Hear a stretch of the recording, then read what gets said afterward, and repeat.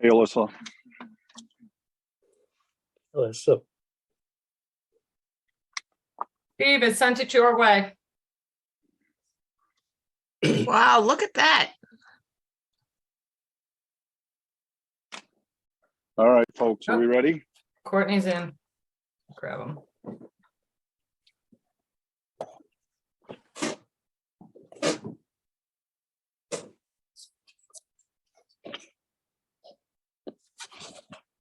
Yes, Jamie, we're ready. I was just stalling for a couple Recording seconds. in before then. progress. Thank you. All right. Good evening and welcome to the June 14th meeting of the Falmouth Conservation Commission. Section 40 of Chapter 2 of the Acts of 2023 allows for the continuation of remote meetings. As such, this meeting is being held virtually via Zoom video conference and is also being broadcast on cable channel 15 and streamed online by FCTV. As this meeting is being recorded by Zoom and broadcast by FCTV, please be cognizant of what you say, how you say it, and what can be seen and heard in your background. I'd like to thank our staff for their continued support to this commission and their diligence assisting applicants. We have a full complement of commissioners tonight. Thank you all for your dedication. We'd also like to welcome our new town manager, Michael Renshaw, who's in the audience. Welcome, sir. Remind you guys that for commenting, I'll call on each of you at the appropriate time. Please refrain from speaking over each other. Also, that all votes have to be done by roll call. When I call your name, please state your name and your vote, even if you've made the motion or the second. To our public participants, at any time during this meeting, you may enter any comments or questions via the chat function. At the appropriate time, they will be read into the record. If you'd like to be heard on a specific hearing, let us know via the chat function. Then at the appropriate time, I will call for public comment. When you are selected, you will be moved into the hearing as a participant. As such, you must have your video enabled, be succinct, and respectful of others. Public comments will be limited to 3 minutes each.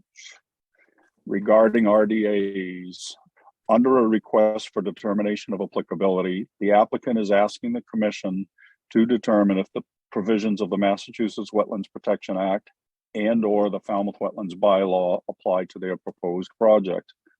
A negative determination is that the provisions of the Act and/or the bylaw do not apply. Therefore, the project may proceed as proposed.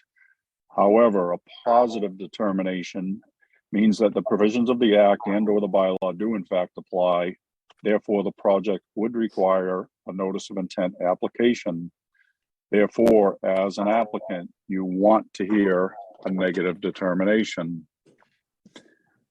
All right, first up, vote minutes, June 7, 2023. Mr. Chairman, I reviewed the minutes and I'd move approval pending any comments this evening. Thank you, Patton. Gladfelter, second. All right, we have a motion and multiple seconds. Any questions or comments? All right, Betsy. Gladfelter, aye. Courtney. Bird, aye. Matthews, aye. Kevin. O'Brien, aye. Maury. Carlo Hawk's eye. Melissa. French Hawk eye. Steve. Patton, aye. It is unanimous. We have accepted the minutes as submitted. Thank you, Kristen. Next up are requests for determination of applicability.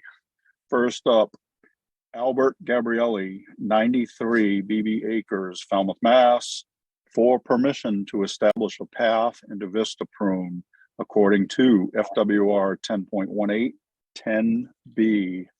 Ms. Bergeron. Staff recommends a -2 under the state and a -3 under the bylaw. Resource area boundaries are not confirmed. Bird, so move. Carlo Hawk second. All right, we have a motion and a second to accept staff's recommendation. Any questions or comments? All right, hearing none, we'll vote. Betsy. Gladfelter, aye. Courtney. Bird, aye. Matthews, aye. Kevin. O'Brien, aye. Maury. Carlo Hawk's eye. Melissa. Martel, aye. Steve? Pat and I. It is unanimous. We have accepted staff's recommendation. Next up, continued request for determination of applicability. Friends of the Cove, Inc., 10 Point Road, North Falmouth, Mass. For permission to remove invasive vines from trees and to vista prune according to FWR 10.18 10B. Ms. Bergeron. Thank you. Yes, this was a continued hearing from our last meeting. It was in regards to a vista prune at 10 Point Road. The one reason the staff recommended a positive and asked the commission to continue the hearing and go out and view the site was simply because there was one request that is contrary to your regulations. The applicants are seeking to prune cedars that are within their proposed vista, which is the one tree listed in the vista prune regulations to not be pruned. I do believe the applicant is in the audience, so we can promote her and she can speak with you guys directly and answer any questions. Okay. Everybody had the opportunity to go out there, correct? Correct. Okay. So why don't we poll for some questions? Jen, you want to add anything before I go to commissioners? Nope, Alyssa pretty much covered it. Thank you. Okay.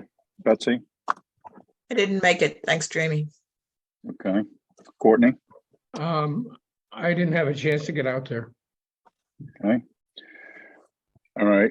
I went out there. I don't really have a problem with it. My only question would be, is there any reason it couldn't be moved to the, I want to say, southwest to include the path? Having said that, I'm not sure it's relevant because there's still going to be cedar trees to be pruned. So other than that, I don't really have a problem with it in either location. It just seems silly to have 25 feet and then, There you go. a path right next to it, Jamie, I have promoted Patty Johnson up, Patty and Leonard Johnson. They were the applicants. If you had any questions, I promoted them up. Okay. Can we talk? Can you? Sure. Can you hear us? Yes, Absolutely. You can hear us. yes, Patty. Okay, so I have some ideas here. And I want to introduce myself first. I'm Patricia Johnson, and I'm the applicant for the Friends of the Cove. With me are Leonard Johnson and Carolyn Parton, also members of the Friends of the Cove. In 1993, when this waterfront 1.2 acre vacant lot known as 10 Point Road came on the market, a group of neighbors got together and purchased the parcel in order to preserve it as open space. We formed a nonprofit corporation, Friends of the Cove, Inc., and placed a CR, a conservation restriction, on the property that is held by the 300 committee. I think that you will agree it's very unusual for someone or a group to buy a waterfront lot with the aim of protecting it forever. The town of Falmouth conservation restriction program includes and encourages the use of a perpetual conservation restriction to protect natural resources, and the purpose of CRs could include to preserve a scenic view, for example, a window to the sea, and to preserve and protect a shoreline or beach. The CR on the parcel that was approved in 1996 says a town shore road immediately abuts the property and the public can enjoy views across the premises to the water. In these 30 years, the 3 red cedar trees that we would like to trim to have a 35-foot to 40 feet. Oh, the cedar trees have grown to 35 to 40 feet in height. We are requesting permission to trim the lower limbs on these 3 trees from the bottom to up to 8 feet. And that is allowed as a possibility in your regulations. Since 1993, where there were once fewer than 10 cedars, there is now a forest of more than 90 cedar trees. There are no dead cedar trees on the property. It does not, and these cedar trees do not create any nitrogen. They protect the harbor, and the trees are a carbon sink.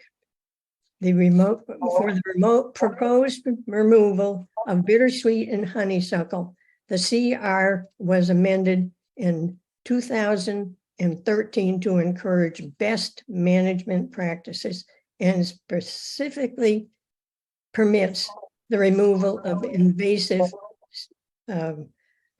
species. Looking ahead, we assure you that the Friends of the Cove will continue to be good stewards of this property. Thank you. Thank you, Ms. Johnson. Continuing with commissioner comments, Kevin. Quite frankly, at this point, I am undecided. I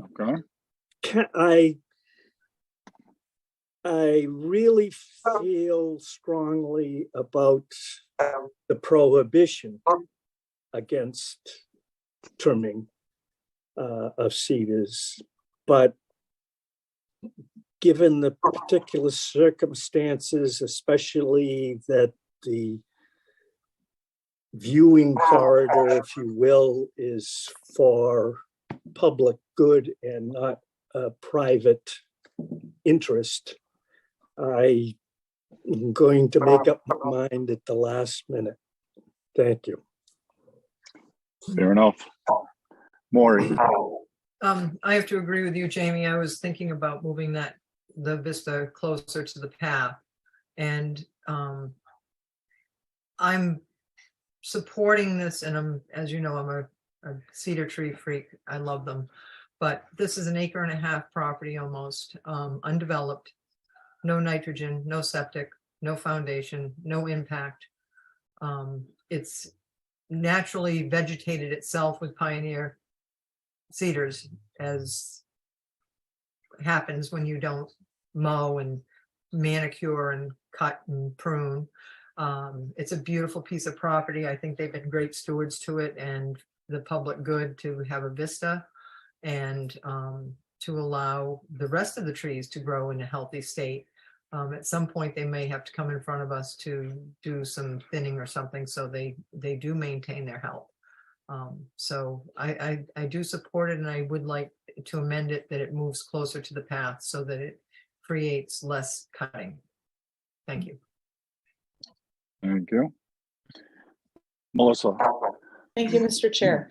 When I was out there, I too thought, first thing I thought was that, look, if somebody cuts a vista here, somebody's going to want to put a path through. And then I noticed the path, of course, and thought, well, wouldn't this be a better place because you remove fewer cedar trees? When I walked down to the shoreline, I noticed several young cedar saplings on the shoreline, perhaps a half a dozen or more, and thought, well, if you just uplimb 3 trees right now, which I don't really like uplimbing, but you're still going to end up having this problem with the other cedar trees, including the vista. So I'd like to see maybe somebody look into moving the vista. I realize that would require probably moving the benches so that you can enjoy the vista a little more. But I think maybe they need to apply for an NOI, which is why we're here right now to discuss this, because of the complexity of this. And this would also then put it into the deed, ultimately, that that would establish a vista window. They wouldn't have to come back every couple of years to say, can we do this, can we do that? We would have it already. And especially if they're going to do some invasive mitigation. But I know of this group and I know that they do a really nice job stewarding the land. So I'd really like to help them get what they want, but perhaps with a little modification. Thank you. Steve. Thank you, Mr. Chairman. Another great spot in Falmouth. I'm going to just say that Maury spoke for me. All right. Courtney? Yeah, while I didn't get out to the property this week, I'm actually quite familiar with it.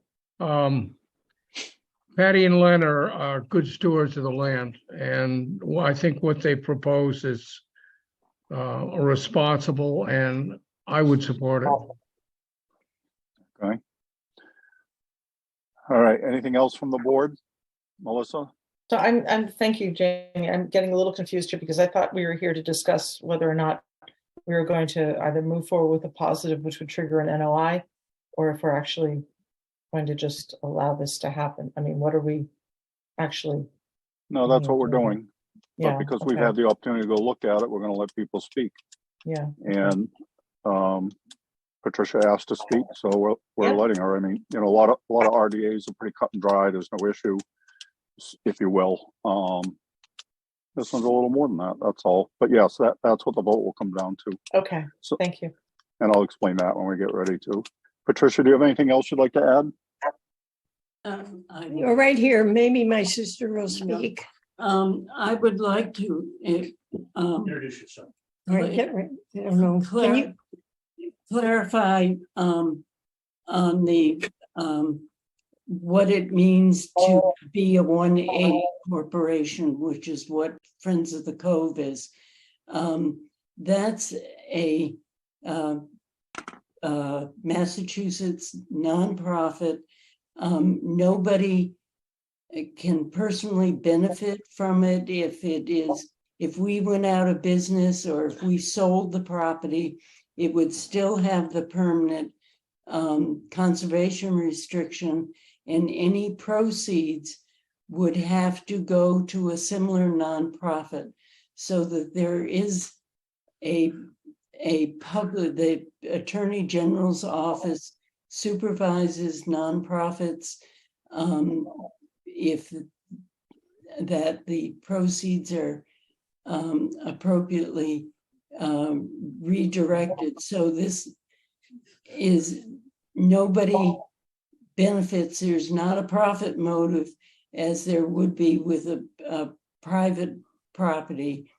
And I just want to clarify that. And also, as a matter of practice, people go on the property all the time. We don't prohibit that. We do strongly discourage young people having parties there. So that part of the public activity we would not foster, but people coming on to see the view, to look at it, and also golf carts. We don't. We had a few years ago somebody who used to come on with a golf cart, and They was handicapped. yeah. So anyhow, it is more public than private. We are a entity that is under public supervision, if you will, and we do allow the public to go on the property and enjoy the view. And we'd like to make the view larger. And I think maybe Leonard wants to say something. No, I'm fine. I'm fine. Okay, he's fine. He says he's okay. Yeah. So I think we have been good stewards, and I appreciate that. I think we need to cut it off. And I think you need to, I appreciate what you said, and we'll proceed with your choice. So we hope you'll support it. The 40 A 40-foot cedar is pretty big.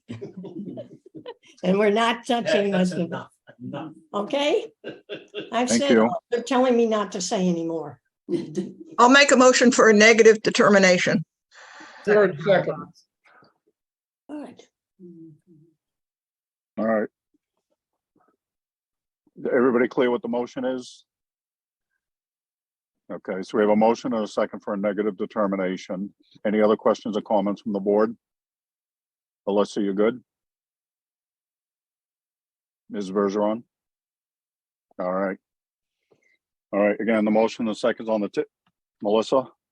Just a confirmation, please. I thought I heard Mrs. Johnson say that they wanted to limb up 3 trees, but if they're going to create a vista corridor, doesn't that include taking down everything else No, to shoulder height? No. No. he's asking for to limb the bottom 8 feet Okay, just of 3 of, trees? of those cedars, Okay, so that's it. And then pulling out the, the invasives. okay, the invasives. Got it. Okay, thank you.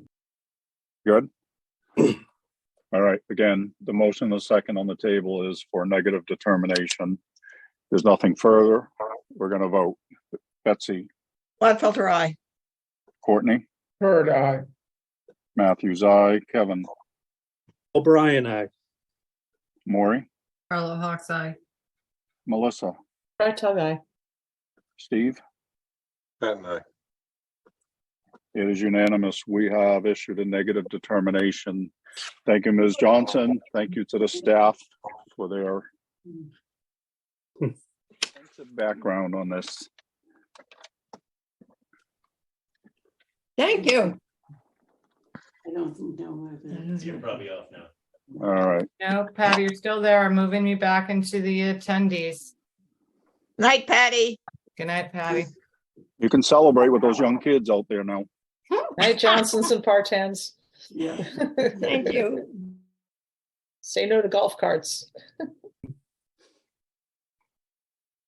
For hearing under notice of intent, all hearings of the Falmouth Conservation Commission are held simultaneously under the authorities of the Massachusetts Wetlands Protection Act and the Falmouth Wetlands Bylaw. Although a single decision of the commission is issued, it represents a separate decision under each authority. As a reminder, public commenting is limited to 3 minutes. So I encourage you to stay within the purview of this board, which are the rules and regulations of the Wetlands Protection Act and the Falmouth Wetlands Bylaw, and how they pertain to a particular application. The chair reserves the right to stop any commenting that is disparaging or inconsequential to the hearing. First up, Rory Reed, number 2, 8, 10, and 34 Wigwam Road, and number 61, 81, 87, and 93 Indian Ridge Road, Falmouth, Mass, for permission to conduct invasive species management. Jen?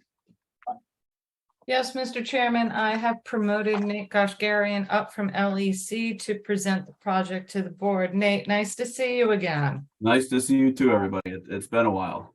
Good to be back. Hi, Nate, Mr. you're up, sir. How you doing? Good. Permission to share my screen, please. Absolutely. Thank you. Let's see if I can remember how to do this. All right. Can everybody see the aerial? Yes. Yes, sir. Perfect. All right. So for the record, Nate Goshgarian with LEC Environmental, presenting on behalf of the applicant. The project that we're proposing tonight is pretty straightforward. It's a targeted Phragmites removal program, as well as a management program to help ensure the longevity of the project. I'd just like to point out that this project is a result of and was spearheaded by a group of homeowners that live on and within the vicinity of the project site. And so, in other words, the project is taking place on portions of 8 different parcels of land that are adjacent. And that's exactly what we're looking at here in the aerial. This area that I am outlining right here, which we'll take a closer look at in the plans next, is the project location. It's largely undeveloped, comprised primarily of salt marsh as well as freshwater wetlands. It is located directly south of Great Sipawisset Marsh, and it's essentially enclosed in these embankments, which lead up gradient to residential development along Wigwam Road and Indian Ridge Road. In terms of protected wetland resource areas, on or within 100 feet of this location, they are salt marsh, bordering vegetated wetlands, land subject to coastal storm flowage, and coastal bank. Switching over to the existing conditions plans, just like to point out the delineations of both salt marsh kind of around the perimeter. And then inside that perimeter, we also have freshwater wetlands. So this is a targeted Phragmites removal program and really kind of hones down on the specific super dense monocultures of Phragmites, which are outlined in orange, which tend to reside in the southwesterly portion of the property here, as well as flanking the eastern side of the property in this location. Water and Wetlands is the company that's going to be doing the work on the ground. They provided a really nice, all-inclusive, super specific methodological examination of how they would be doing this work in their document. But to kind of sum up the three major bullet points that one could pull from that in terms of what they'd be doing, number one is a foliar spray, which is just essentially a topical spray, chemical based. There's also hand wiping of individual stems. And then the third method, used either in conjunction with the first two or on its own, would be a cut and drip, where you're essentially cutting the Phragmites down and then applying the chemical spray to be infiltrated and go into the kind of extensive rhizome network. Because Phragmites is so ubiquitous in the sense that it's basically everywhere you don't want it to be, and it's so aggressive, this is a multi-year on-taking ranging from 3 to 5 years. It's going to require monitoring by qualified wetland scientists with subsequent follow-up monitoring reports, which towards the end will also include a prospective planting list, which is going to be contingent on the overall efficacy of the project in terms of the species specific listings. So I think that's a general overview of the project. I'll hand it back over to you, Mr. Chairman, and happy to take any questions. Thanks, Nate. Jen. Yes, Nate, who'd you say was going to do the work again? I'm sorry, I missed that. Water and wetland. Water and wetland? Yeah. Where are they out of?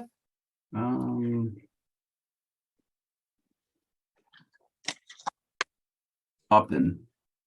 Okay. Okay. And LEC will be overseeing the project as it's moving forward? Excellent. Yes, that's correct. This type of project's nothing new to the board. You've seen these types of large scale Phragmites projects in the past. Nate, there was one comment in the application about coming back in a year or two and seeing if the plantings need to be augmented or supplemented in some way. Sure. If you were to do that, we would ask that if you are going to propose any additional planting out there, once you see how the Phragmites, once you see how the native seed bank comes back, we would ask you to do that under an amended order. Okay. Okay. Yes. And I think that's all I have, Mr. Chairman. All right. Ms. Bergeron. Thank you. Hi, Nate. Hey. Just a quick comment that did not make it on the staff report because we realized it late in the day. When the other agent and I were reviewing the project, we really just focused on the Phragmites portion.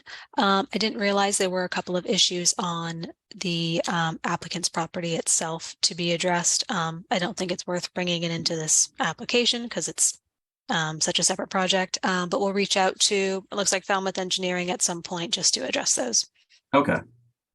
Thanks. Yep. All right. Commissioner comments, Betsy. Hi, Nate. Sorry, everybody, for my dogs. It's thundering all around here and they don't like it. I don't like it either. Yeah, I don't like it either. And it's good to see you, Nate. Good to see you as well. Just one question. You seem to mention you're targeting these big groups of Phragmites primarily, but are you going to go back and hit the other Phragmites that are around in the area? I think right now, for the sake of this project, we're just focusing on what was kind of demarcated on the plans. They're significantly more dense than the other Phragmites that are kind of also within the marsh. So I think from a starting point, it's going to be mainly focused on those areas. Well, if you don't get rid of those outliers, you're going to be right back to your problem again. It doesn't take long for this to spread. And if they're there, there's a source of seed right there. So I would go back to the company that's doing it and consider trying to, at least the first time around, hit hit all of them. And my second comment is, and is Courtney here? No, he left. Well, Probably Courtney having must have. internet problems. And the thunder terms are pretty wicked right now. So my second comment is, my bet is once those Phragmites are under control, there's a huge seed bank of native plants that'll come back. So I think on the back end of your project, you're not going to have to do a lot of planting. Correct. Yeah, that's a great point. That's what we're hoping for. Yep. Yep. That's all, Jamie. All right. So just to note, Courtney's left. I assume he has problems with his internet. Courtney So lost power about 500 yards Okay. from his house. It hit a transformer. All right. Yeah, it's pretty, I might drop soon too. Might worry. All right. Kevin. Despite the fact that I live fairly close to this site, I have no comments other than I think it's a worthwhile project. I wish you luck. Thank you. I concur. I think it's a very ambitious project, and I wish you luck as well. Thank you. Maury. First, I want to thank you for the very succinct and thorough presentation. Mhm. We're used to these projects, but I will concur with Betsy. I really think you should make the effort at some point to get the outliers, because it will jeopardize the success of this project if you don't. So I know it's not in this, and you could probably get an amendment for that. But if you're there putting the effort in, I think just attacking that will make your project a much more successful one. Thank you. Totally great. Thank you for the feedback. Melissa. Thank you, Jamie, and thank you, Nate, for the project. I had actually some questions, not about the Phragmites, but about the legal standing of the project. And some of it was clarified to me that some of the neighbors had written in, obviously, permission to do this, because I was looking at this plan and it's not clear as to who owns lot 3. Could you please clarify that? Because if you just look at this, the person who applied for it, Mr. Reed, doesn't actually have any Phragmites on his property. He just has fertilized, pristine lawn, which you actually shouldn't be doing. You shouldn't have up to the water there. Okay. Do you have, so you said lot 3? Yeah, lot 3 is to the north of of 81 Indian Ridge. I mean, I was walked around the property and you could barely see any of the Phragmites from the property, but there were obviously none on the property because the property line is at the rock wall that goes through the middle of the coastal bank there. Yeah. So I think that this has been a collective effort kind of as a group.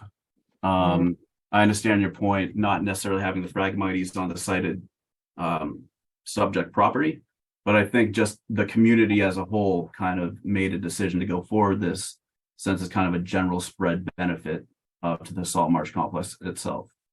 Yeah, I see that, but I'm wondering who owns lot 3. I didn't see a letter from anyone who owns it. Just says lot 3, and that's where the majority of the Phragmites are.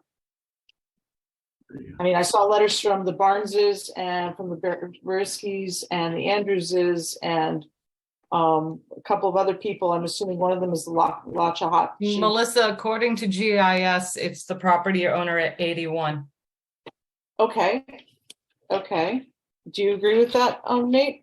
Yeah. So this is one of the main individuals who spearheaded this project, 81. Okay. So this is 3603 002092. Okay, that would have been nice to have known earlier. And then also, I didn't see a letter from Mr. Calabrese giving permission, although he's just to the north, just to the north of Lot 3 there. So have you had permission from him? If That's he's on outside the area, isn't it? Yeah. Well, Yeah, it's not though. According to this, it's not. You're going to go up just to the north of the Andrewses and take Phragmites out of there. Do you have that number in front of you? Because I've got the full list in front of me. The number I've got, it says Lot A NF Sylvester J. Calabrese trustee. It's just to the north of Lot 3. I don't. Yeah. Did you say Calabrese? Because that's all that is included on the list. So there's actually a letter in this package that we have from him. I didn't. There is. It's the 8 Wigwam property. It's under J.K. Nichols. It's Nichols. Okay. Yes. Okay. Great. Thanks. Then Awesome. other than hoping that we'll remind the applicant that he's not supposed to be fertilizing his yard, and I had some questions about a gate in the and some stairs on the back side of the stone wall and a path going down to the marsh, but I think that's going to be approached from the office. So get those Phragmites and get the rest of them. Thank you. All right. Thank you. Steve. Thank you, Mr. Chairman. And I think this is a great project, Nate. Welcome back. Thank you. But in the presentation by Water and Wetland, it lists the 3 possible options. It doesn't say which of the options they intend to pursue, other than the fact that the cutting would have to be done in the fall, and I assume they want to move forward faster than that. Is it the staff's choice which option is they're going to pursue, or have they determined that? That's a great question, Mr. Patton. You sound like you're leading up to the answer I was about to give, which is it's discretionary in the sense that the commission has the power to kind of steer where this goes in terms of the specific approach in addressing the Phragmites. Well, I'm certainly not a scientist, but I assume you would want to address it quickly because waiting absolutely doesn't help anything. But the cut and drip method in the fall, I think, is what seems to be working in the projects I've been looking at. Thank you. A great social commitment here. Thank you. Steve. Betsy. Yeah, Steve, there's a very specific protocol as to what time of year these various treatments should be done. And Jen, we still have a Phragmites protocol, don't we? Correct. And we can discuss that during deliberations. Right. Okay. It was outlined in the proposal, but thank you. All right. Anything else from the commission? All right, Jen, is there anything in the public chat function, please? Nothing in the public chat. Nothing in the public chat, Mr. Chairman. Okay. Hey, do you have anything else to add? I do not. Excellent. All right. What are you thinking? I'm thinking I'll make a motion to go on, Steve. I'll make a motion to close the hearing, taking under advisement, Patton. I'll second Gladfelter. All right.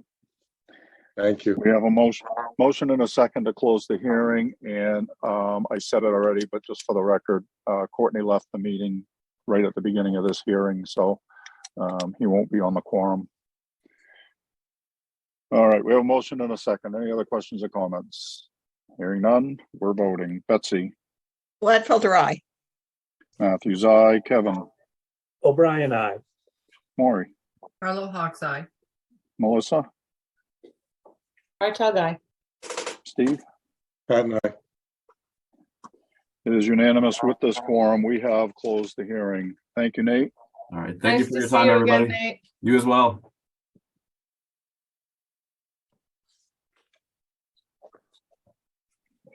Bear with me 1 second. Nice neighborhood, O'Brien. I didn't say I live right near there, but close by. All right, next up, Town of Falmouth, 0 Albatross Street, Falmouth, Mass. Full permission to reconstruct an existing boat ramp. Jen, Yes, Mr. Chairman, I am promoting Raul up from Cape and Islands to present this project on behalf of the Town Waterways Committee. Greg Frazier, the Harbor Master and Director of Marine Environmental Services, is currently at a Waterways Committee meeting, and he just said we could go forward. I asked him if he wanted to table it until he joined us, and he said, no, Raul's got it covered.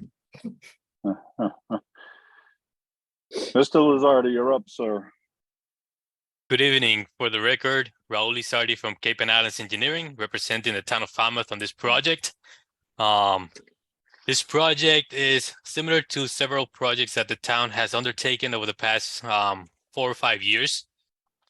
It's an improvement of infrastructure owned by the town of Falmouth. If I can share my screen. Yes, sir.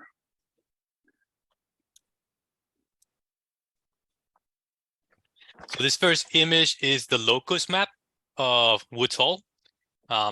This existing boat ramp is located at the west side of Albatross. It's next to the big pier off of Albatross. Following up with a couple of pictures of the site, this is what the driveway leading up to the boat ramp is. It's a bituminous pavement driveway, and then it transitions to a concrete slab boat ramp. At this point, to the water, it's concrete. From there up is bituminous pavement. The boat ramp is over 30 years old now, and it's in need of repair or replacement. So what we're proposing to do is replace it. But what's also happened is when this boat ramp was last approved and licensed, the mean high water was roughly around this area. Mean high water now is roughly around the top of the concrete. So what we're proposing to do is not extending the boat ramp seaward, but instead removing a 7-foot section of the pavement and make it into part of the concrete boat ramp. So this is the plan that we filed with this permit. And to close up on what we're proposing in specific, this upper portion, which is like in a trapezoid, it's currently bituminous pavement. We're proposing to saw cut a straight line, and this 7-foot section will be the first concrete pour of the boat ramp. This is the only section that we're proposing to have it as pour in place. That will anchor the rest of the segments. The rest of the segments are going to be precast, and they're going to be bolted into each one at a time. What we're proposing is a silk curtain that will be tied up to the existing pier and held up to the riprap over to the north side. There is an existing floating pier and ramp at this location. For the purpose of some of this work, we're going to probably have to dislodge the floating pier and move it to the other side just to allow the room to do the work. Portion of the existing concrete slab has been covered with sand. This area over here is currently partially filled with sand, but we'll have to excavate or remove the sand that is on top of the concrete to expose the concrete, remove the concrete, prepare the base, and set the new concrete boat ramp. We're not expanding in any width or length of the structure. The only expansion in concrete is to the north, or sorry, to the east, but it's already covering an area that's impervious in terms of bituminous pavement. So this is all happening in land under the ocean. Not that the boat ramp is containing shellfish, but the immediate area around it is land containing shellfish. The entire site is subject to flooding, and there's coastal banks around the site, but none of those resources are going to be impacted as we are proposing to stay within the footprint. DEP did not issue any comments from their review for this notice of intent. And I believe staff also mentioned that at the moment there were no comments, but I'll open it up to any questions and I'll be happy to answer. Thank you. Thanks, Raul. Jen? Yes, Mr. Chairman. Raul, we received comments late from DMF tonight. I just got them in. I just had them up. They're calling for a silt boom to be installed prior to the winter flounder time of year restriction period from January 15th to May 31st. So you'll see that written into the order of conditions. My only question is, obviously you're going to be doing this during low tide. There's no cofferdam proposed on this. Right, we did not propose. We discussed about doing a cofferdam, but the cofferdam installation and rental equipment, it's almost more cost-wise than this project would be. So no cofferdam is proposed. Okay. And we are happy to accept the time of year restrictions. Okay, and they can place the pre-poured, precast, excuse me, concrete slabs with no problem in the wet. They can install that in the wet. Right, I think they've done it. I think they did it over at Green Pond. Green Pond, Yes. Yeah. It's been done before. It's not the easiest for construction because you're working in the wet. Yeah. But it is the less impactful for the wetlands. More time consuming, but it is possible. It is doable. This is not a heavy used boat ramp like some of the others. So this one, with this type of installation, is a good installation. Okay. And I don't know if you know off the top, I know Greg's not here. I do believe McGansett was precast in the wet too. I don't think McGansett, when we did that boat ramp, had a cofferdam either. So yeah, the last cofferdam I did was in Mashpee. Yep. And the cofferdam installation was over $100,000. Mm-hmm. Okay. Do we have? I know we don't have a contractor yet, so I think that's it, Mr. Chairman. All right. Another project we've seen multiple times in the past, so got to fix Ms. our boat ramp. Bergeron. I have no questions. Thank you. All right. Commissioner comments. Kevin. No comments, Mr. Chairman. Thank you. All right. Maury. No comments. Okay. Melissa. Of course, I have a question. Raul, quick question. When I was down there the other day, I mean, I figured that most of the ramp was covered with sand because I couldn't see all the whole 50-something feet. You mentioned that you're going to be moving the ramp and the float somewhere else, but there's this little L that sticks off the dock too. Is that going to stay, or is that going to get dismantled and removed? It has some. It looks pretty sturdy, but it also has big bolts in it. So, will that go as well? Right, there's a portion of the little pier that's off of the big pier that is fixed. It's a fixed platform. That fixed platform is going to stay put. What we're proposing to remove as needed is the float and, if possible, the ramp. Okay, and then 2 quick questions about the ramp. What are the little white rings that are in the ramp? There were 10 of them. There is a reason for them. Yeah, I'm sure. It's drainage. When groundwater or the ocean is coming up, you don't want the hydraulic pressure to push the slabs out of the ground. Oh, okay. So it allows for water to seep out of the slabs and also for water to seep into the ground. Cool. Okay, thank you. And then on your drawing, the first four below the apron, just to the left of the apron, the first 4 slabs have little polka dots in them and the rest of them don't. I was thinking that, I mean, from first glance at the drawing made it look like that's all there is of the ramp and the rest of it is new. So why the differentiation there? So when the surveyors go to the site, they can only locate what they can actually see. Okay. So when they go into the water, that's as far as they can see for concrete because the rest of it is under sand.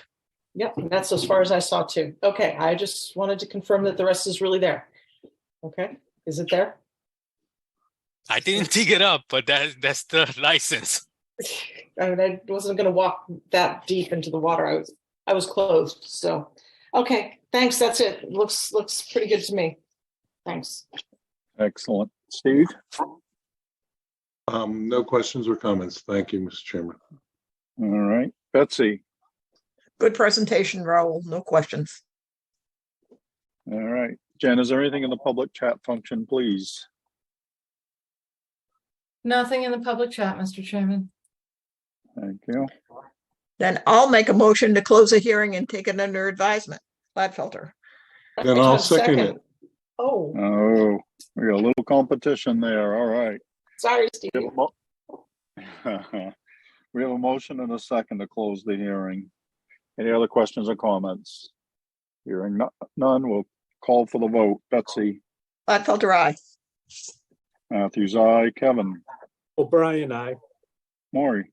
Frollo Hawk's Eye. Melissa. Guy. Steve. Pat and I. It is unanimous. We have closed this hearing. Thank you, Raul. Thank you. Night, Raul. Night, Raul. Oh, no, you'll be back. Of course. It's another Raul night. Ooh, on this one too. All right, next up, and I'm going to apologize in advance. I know I'm going to trash this name, and I mean no disrespect. Scott and Agnieszka Dresser, trustees, 44 Wacoit Landing Road, Falmouth, Mass, for permission to reconfigure the driveway, install a catch basin and dry wells, construct a porch, remove 2 sets of stairs, and install mitigation plantings. Jen? Yes, Mr. Chairman, Raul from Cape and Islands is here to present his project. Mr. Lizardi, please apologize to your client. I really didn't mean to trash that. Good evening. For the record, Raul Lizardi from Cape and Islands Engineering, representing the applicants on this project at 44 Wacoit Landing Road in Wacoit, East Falmouth. If I could share my screen. Yes, sir. So once again, we have a USGS map here of the neighborhood. This is the Wacoit neighborhood. This is the little peninsula where this project or what this house is located.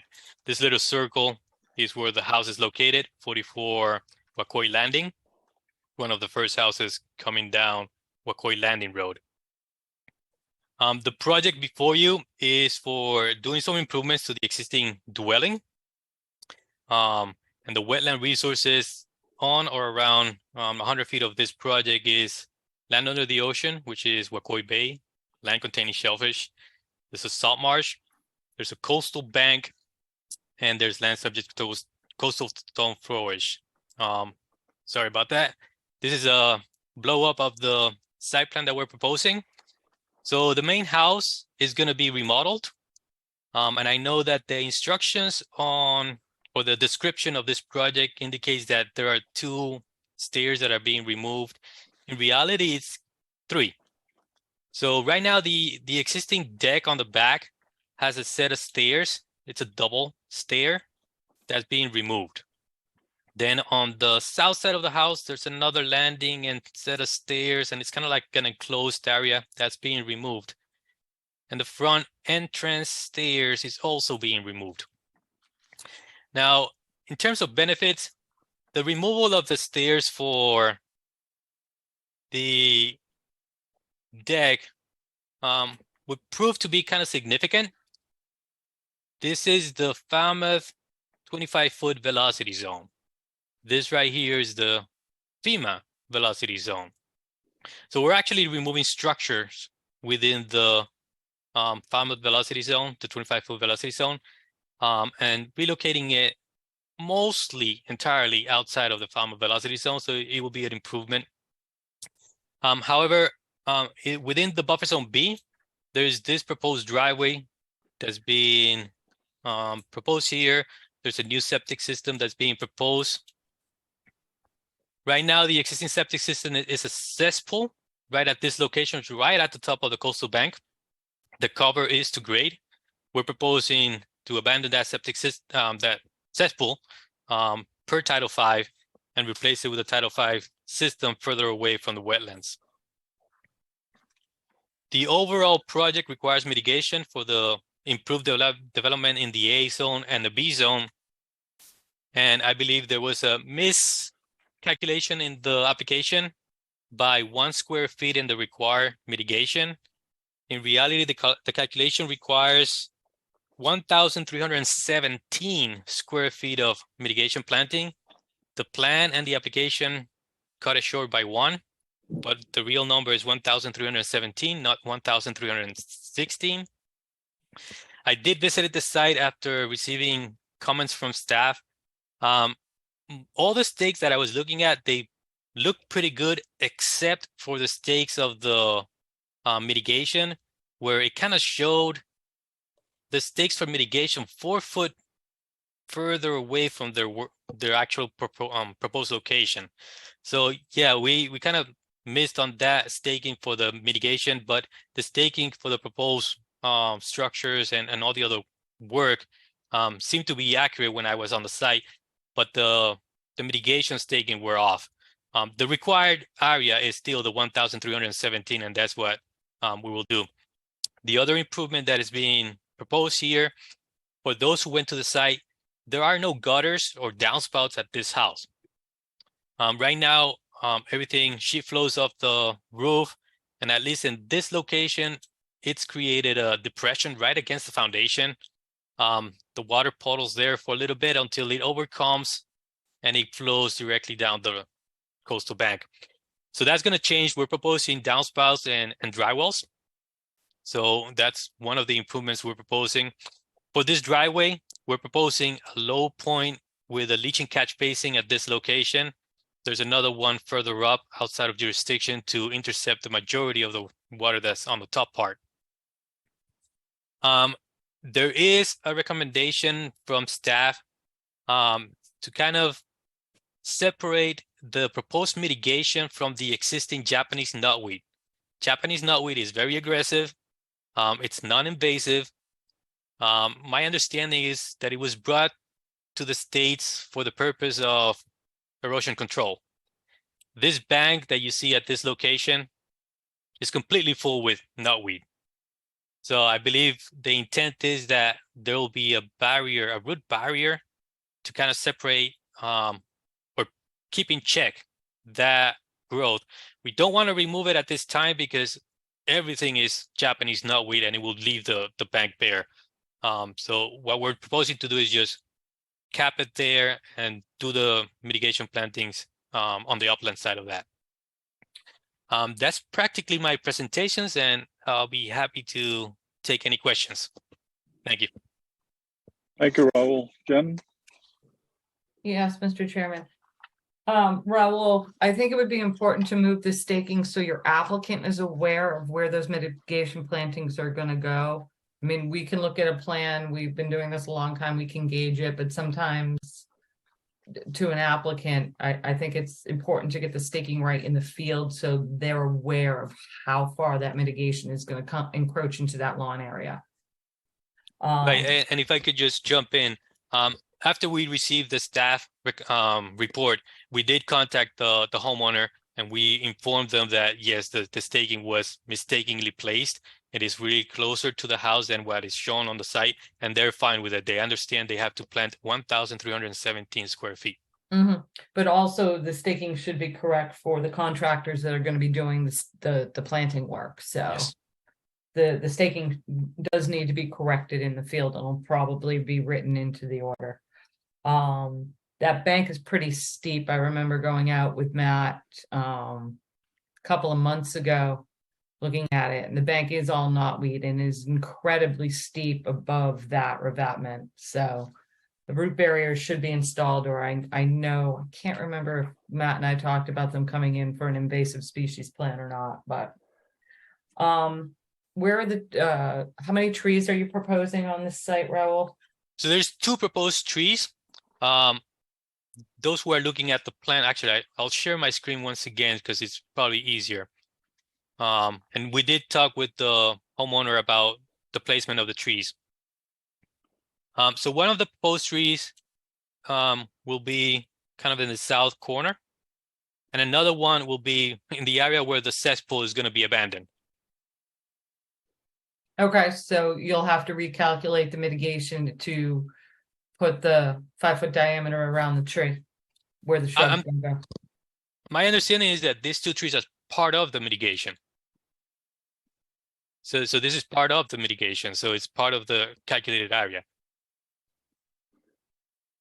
Well, usually when we're planting a tree, we don't put the shrubs right around the base of that tree, so.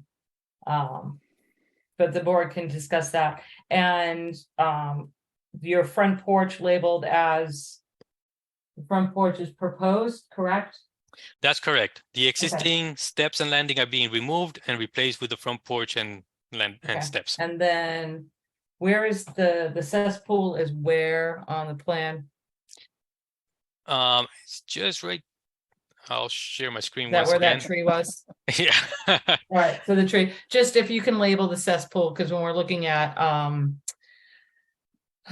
when you're replacing an existing or replacing a failed septic system, we kind of like to know, was it a failed Title V? Was it a failed cesspool?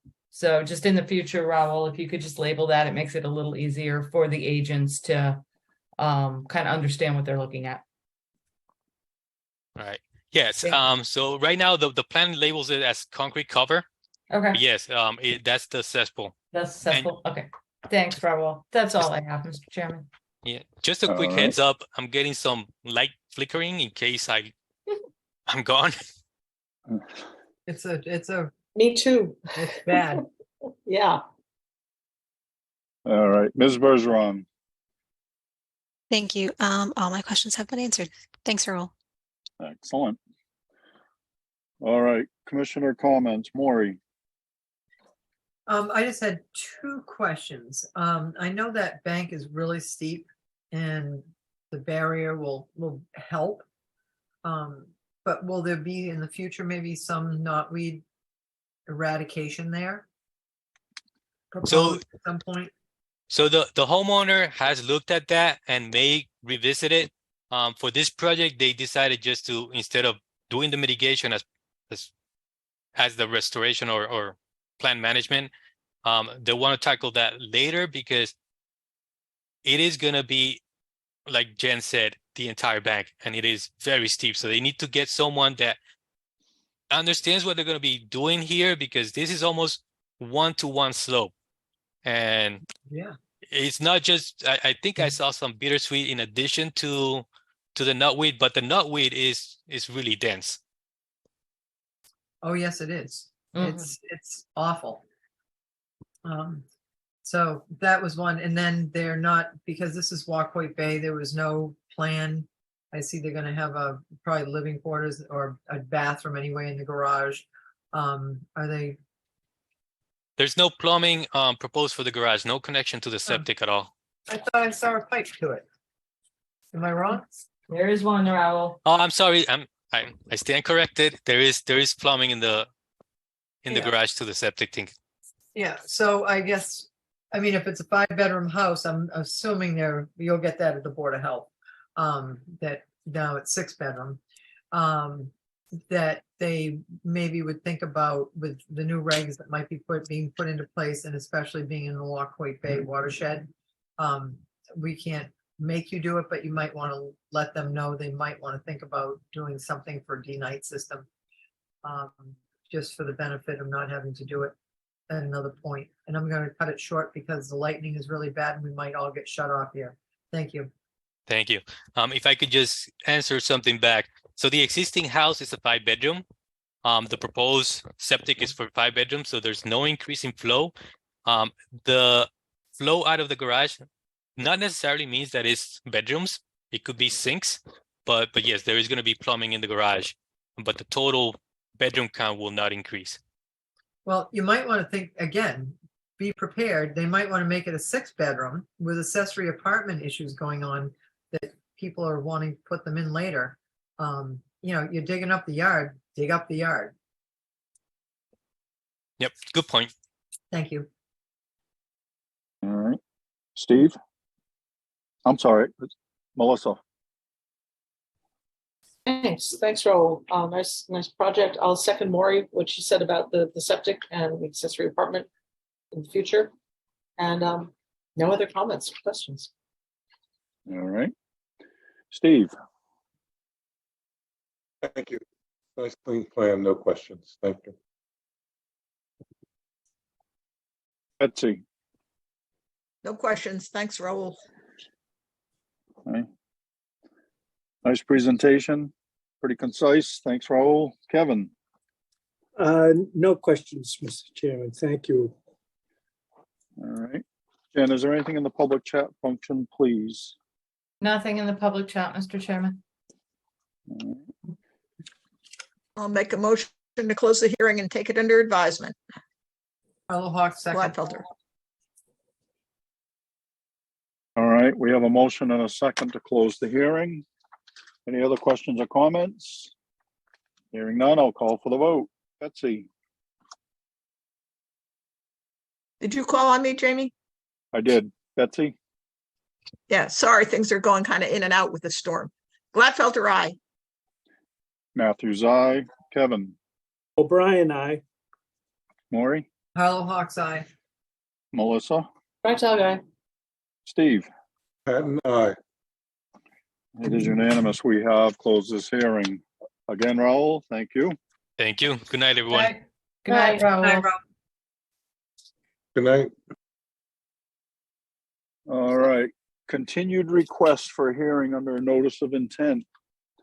Cobalt Partners LLC, 23 Spencer Baird Road, Falmouth, Mass, for permission to raise, RAZE, an existing single-family dwelling, construct a new single-family dwelling with a deck and a rent station, and install mitigation plantings. Jen?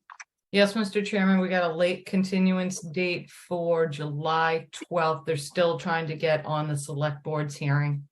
So moved, Carlo Hawks. Second, Fractalk. Quick question, if I may. Jen, are they supposed to suspend all construction and everything there since they, since there's this issue about town property and stuff, or are they gonna? Well, they keep it have that going? original permit. This was their other, was that the amended? Yeah, and I'm just wondering if they're moving forward now that it's, the I orders still are. think they are moving forward, while they, await select board approval. So I mean, the construction trailer is on Yeah. town property. Yeah, it still is, that's, yeah, as I saw that the other day, there was The someone town out is- there. And Melissa, the town is aware of it. The town engineer has gone down and looked at it. So the town, they're aware of it. Okay, great, thanks. All right, we have a motion and a second to continue this until July 12th. Any more questions or comments? All right, we're voting. Betsy, Gladfelter, aye. Matthews, aye. Kevin, Brian, aye. Maury, Carlo Hawk's eye. Melissa, Right, tall guy, I think it's hailing. It's hailing. Steve. Hailing. Patton, aye. It is unanimous. We have continued this until July 12th. I'll be right back. It's pretty wild here. Just We've had all these meetings and this is the first time we've had a storm.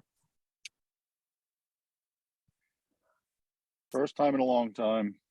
Moving All on. right, we only have a couple more things, so let's see if we can get through it.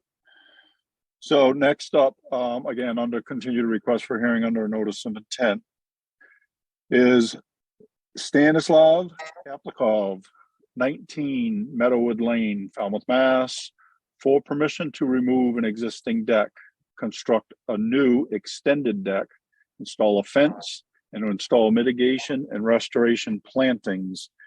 And the quorum is all of us, as this has not been opened. Jen? Yes, Mr. Chairman, I have promoted Maria Hickey of Maria Hickey and Associates up to present the project. Hi, good Ms. evening. Hickey, you're up. Good evening. For the record, Maria Hickey and Associates Landscapes.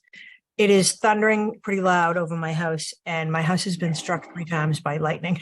So I'm going to rush through this. I hope no one objects. And hopefully I don't lose power. So this client wishes to add a proposed deck onto their house, and we will be doing restoration and mitigation plantings to offset this proposed increase in square footage. I believe it's 202 square feet of structure. We need to bring the property into compliance.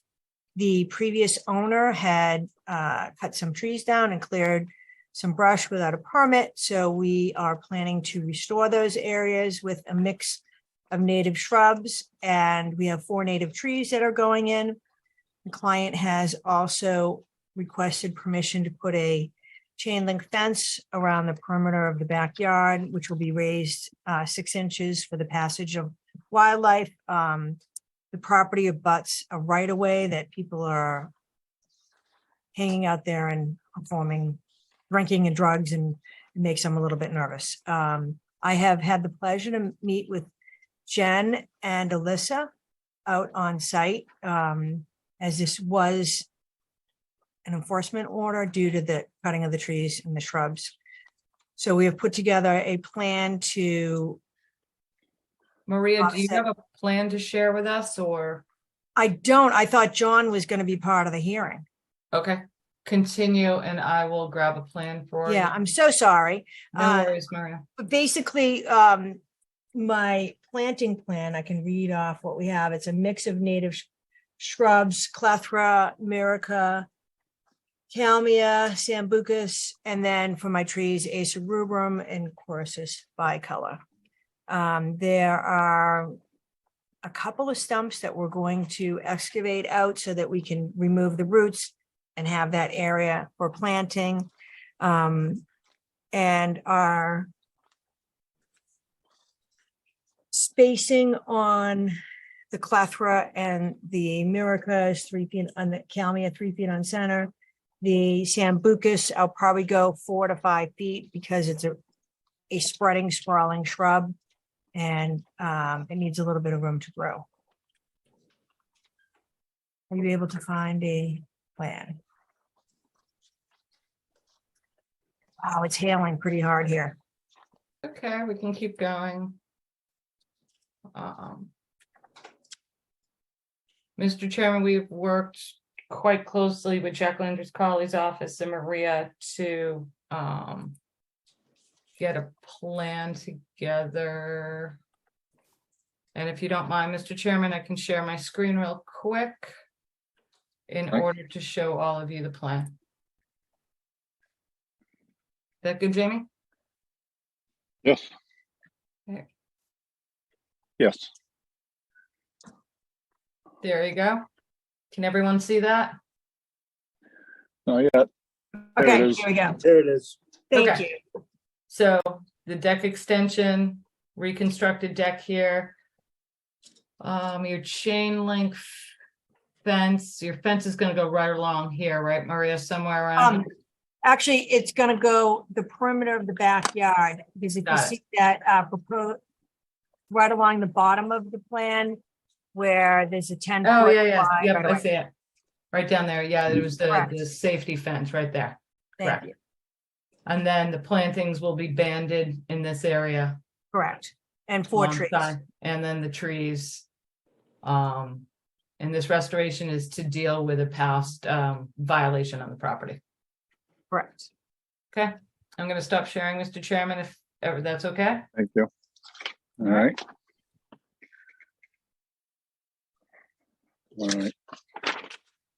And I'm You're open up. to any questions. Thank you. Jen? Just that, Maria, you said your spacing is going to be what, 4 feet or? Sorry, I'm ducking all this now. 3 feet or 4 feet, just depending upon what the shrub is. The Okay. Clethra, 3 feet, not a problem. Okay. Sambuca should go 4. Okay, excellent. So we'll condition that. We'll condition that to be 3 to 4 feet on center for you. Great, thank you. Excellent. Good. All right. Ms. Bergeron? No questions. Thank you. All right. This is kind of an after fact approval, correct? I mean, the porch's already built. The deck is built, but the porch is not. The porch is built. You even have pictures of it. If I may, I the said it porch, backwards. The porch is built, the deck's not.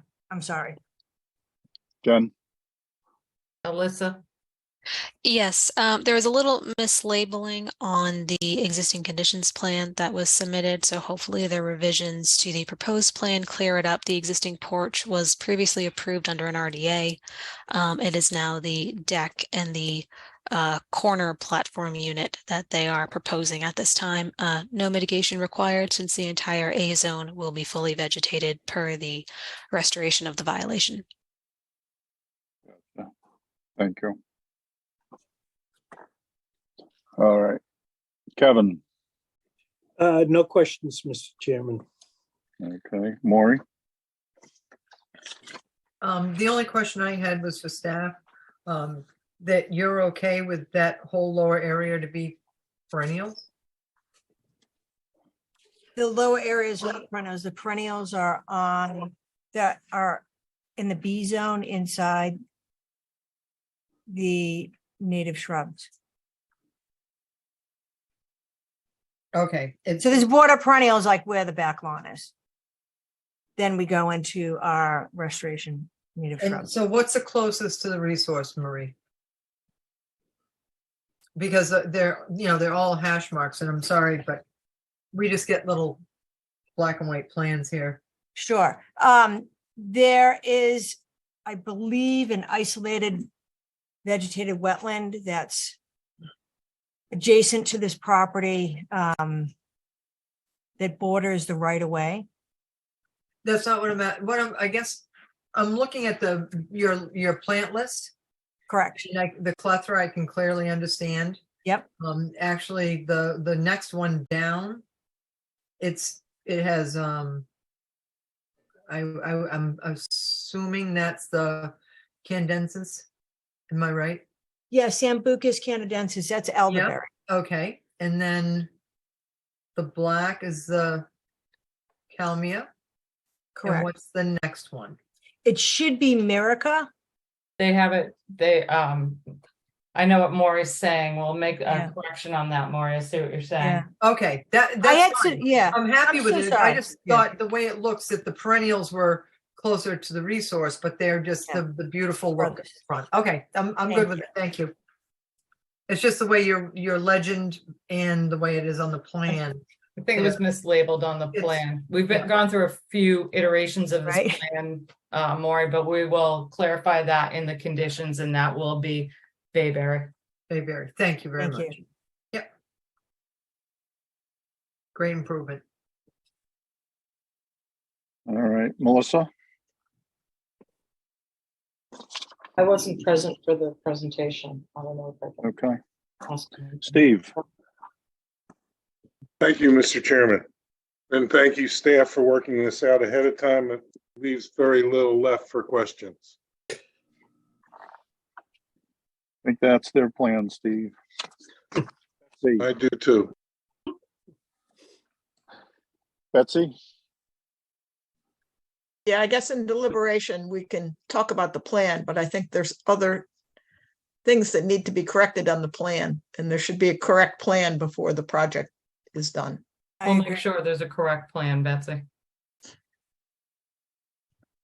I know you're working on it. You're trying.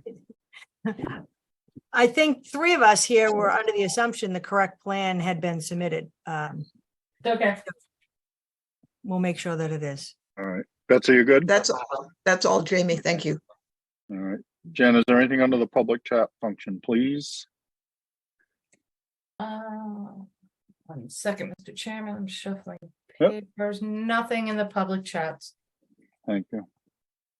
Then I'll make a motion to close the hearing and take it under advisement. Gladfelter. Second. All right. We have a motion and a second to close the hearing. Any other questions or comments? Hearing none, I'll call for the vote. Betsy? Gladfelter, aye. Matthews, aye. Kevin? O'Brien, aye. Maury? Carlo Hawks, aye. Steve? Aye. It is unanimous with this quorum. We have closed this hearing. Thank you, Maria. Thank you, everyone, and have a good night. Night, Good night. Maria. Okay, bye.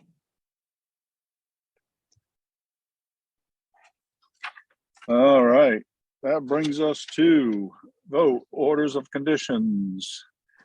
First up, Sarah Pacini, 11 Bigelow Street, Falmouth, Mass. And the quorum is all of us. Yes, Mr. Chairman, this is that tiny lot down in Woods Hole. It's a raise and rebuild Oh, yeah. of an Yep. existing single family home. I think all we had was we needed to adjust the trees on the plan so that they are not underneath existing canopy. And I know there was a substantial discussion about the trees on this lot. Right. So I'm waiting for the board to. We want to save the trees that Maury pointed out, the 2 cedar trees.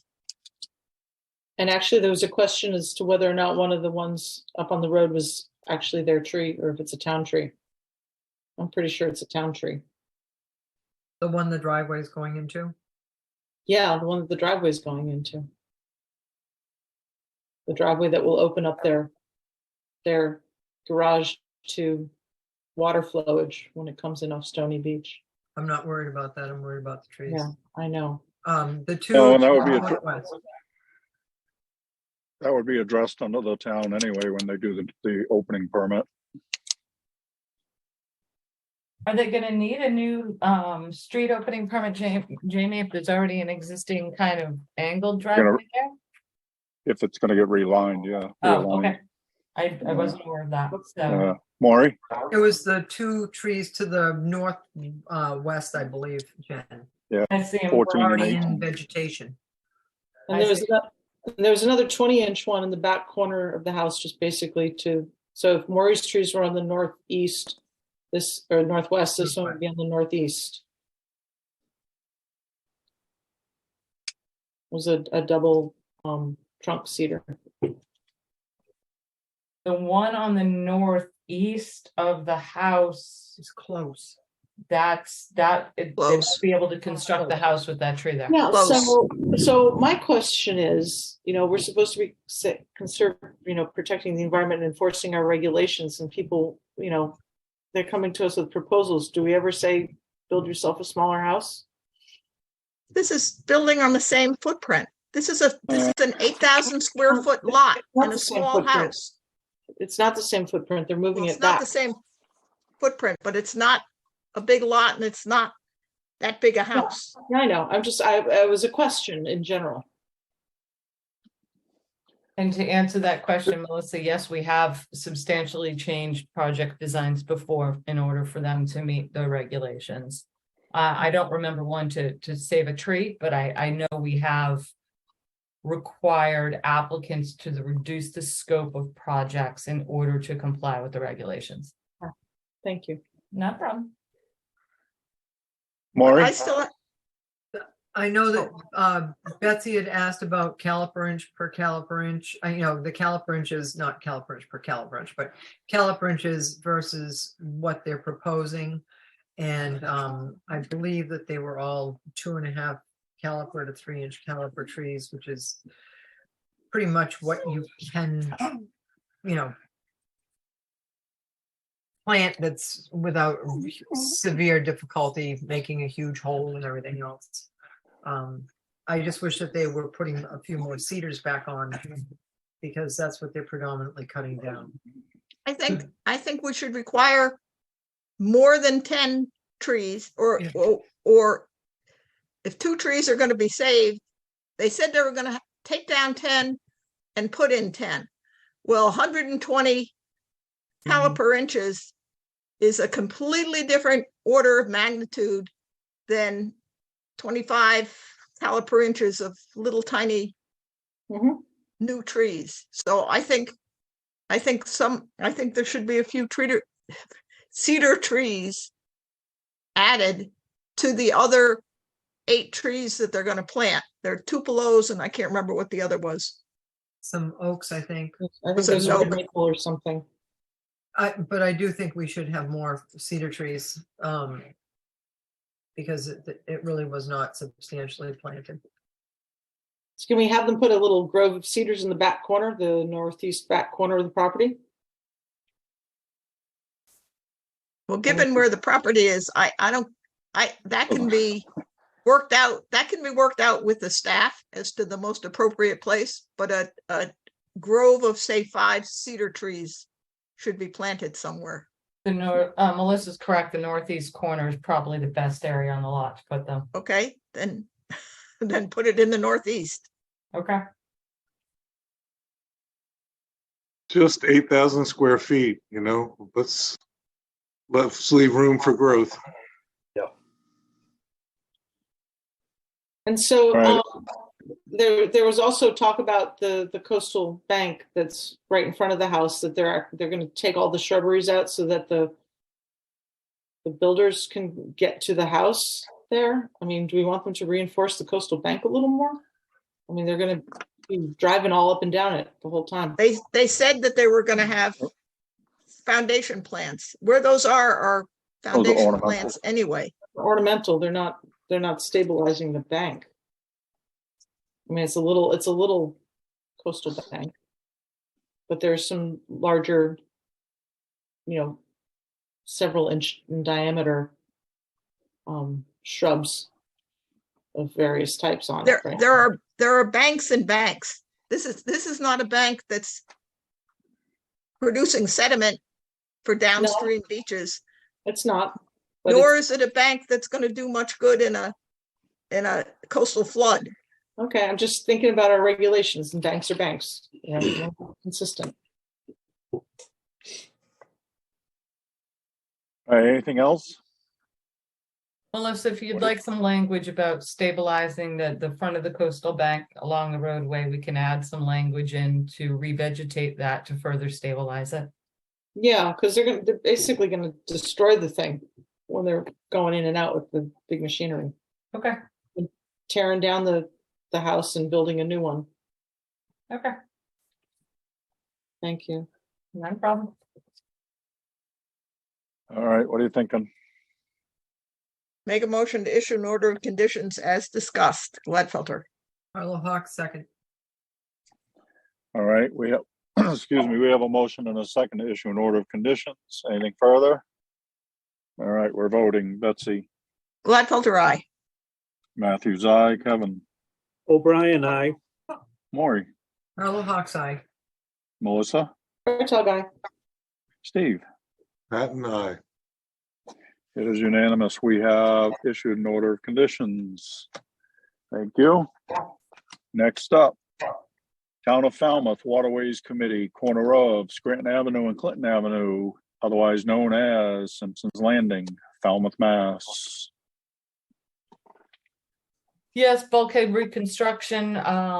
Only thing a little different than some of the ones we see is this bulkhead is going in front of the existing bulkhead instead of behind it, because the last time the town attempted to reconstruct this using a methodology with the installing a sheet piling behind the existing bulkhead, we were running into obstructions from the old, we're assuming it's the old bridge abutment that went across the harbor back in the day. It was a big job and they couldn't get through. So this methodology has it directly in front of the existing bulkhead, and that's the only way we're going to be able to get it in.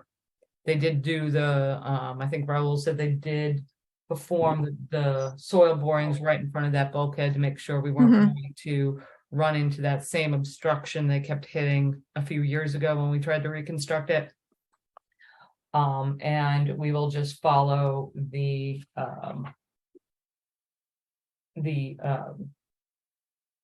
similar conditions, to the orders of conditions we've written on several of these inner harbor projects. All right. Anything else? All right, what are you thinking? Make a motion to close the hearing, take it under advisement. No, you don't want to close the hearing. Issue an order. Of I want to conditions. issue an order of conditions as discussed. Thank you. Gladfelter, second. Second. All right, we have a motion and a second to issue an order of conditions as discussed. Anything else? All right, we're voting. Betsy, Gladfelter, aye. Matthews, aye. Kevin, O'Brien, aye. Maury, Carlo Hawk's eye. Melissa, Right, eye. Steve. Pat and I, It is unanimous. We have issued an order of conditions. Next up, J. David and H. Jane Preston, 50 Weatherglass Lane, East Falmouth, Mass. This is the relocation of the paved right of way down at the end of Weatherglass. Couple of Can I interrupt you? I'm sorry. I just want the quorum excludes Maury and Melissa. I have that correct? So it's just you, me, Kevin, and Steve? That's correct. Okay. Didn't mean to interrupt, but just want to get that out there. basically they're adding the drainage, they're placing the boulders at an angle to allow passage to or access to the water, but preventing that area to be used as a boat ramp. One of the only thing I think the board needs to discuss, we'll write in some language about pre-construction coordination, all of that. That's a big concern in that area because there's a lot of different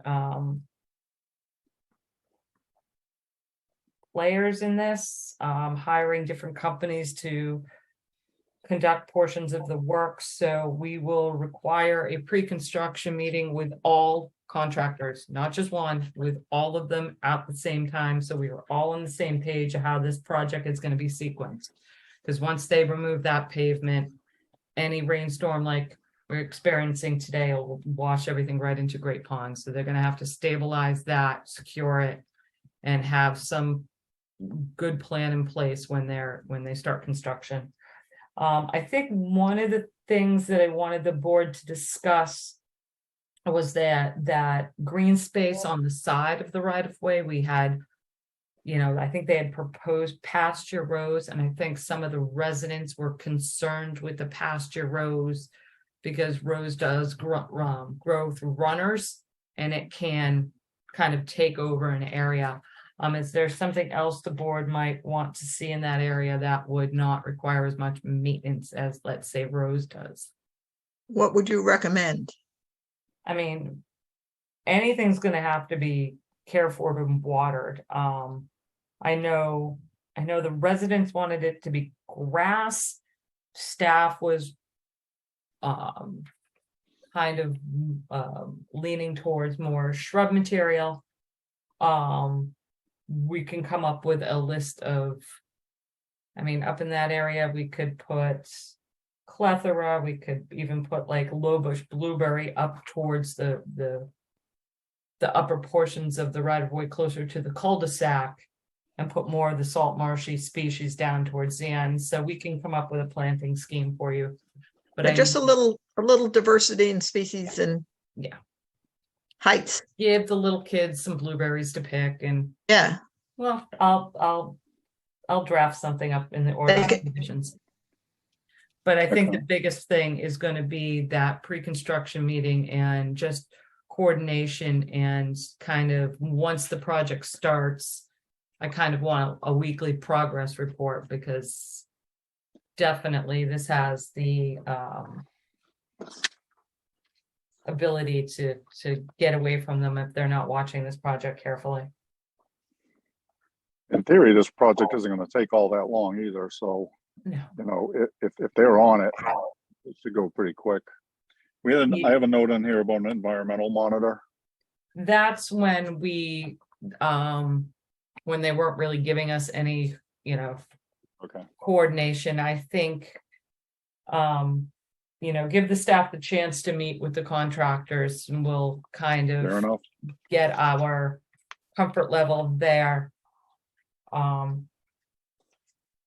If using the companies that they proposed, we should be all set. And like you're right, Jamie, this should not be more than a week's worth of work. So the they're planning to start in September. I mean, they're hoping to start in September. So the people, and I can't remember the name, and I can't remember whether it's Attorney Lawless or Lawler, but the people to the left, as you're looking down the right of way, the people who are applying for this, they want to be, pardon me? The Preston, sorry. The Prestons. Yes. So they want to be able to move, they have to move their shed.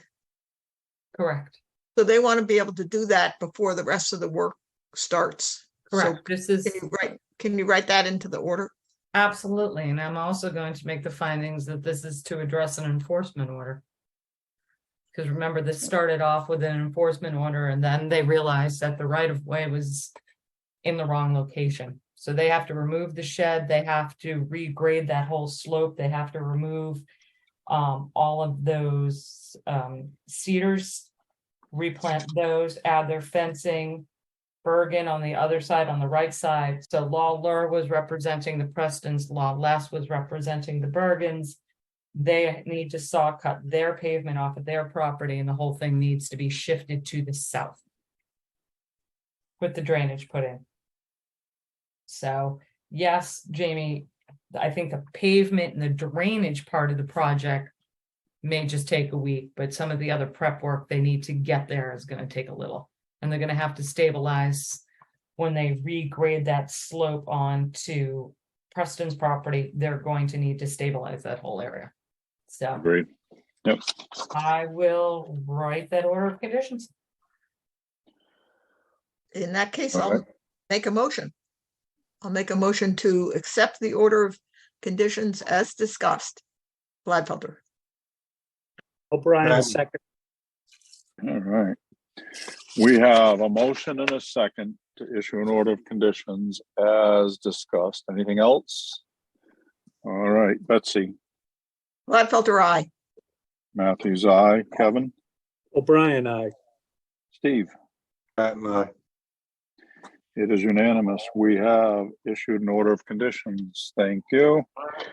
And a reminder, we have no meeting next week. That's all we have, folks. We made it through. And the storm is over. And My the poor storm is over. seedlings. So much for the big bad storm. All my seedlings are done. We had marble-sized hail out there. It's like every seedling all over my deck.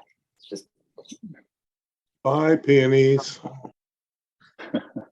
yeah, those are done. Those are my tomatoes. Last motion. So I make a moved. motion to adjourn. Second, O'Brien. Gladfelter, aye. Matthews, aye. O'Brien, aye.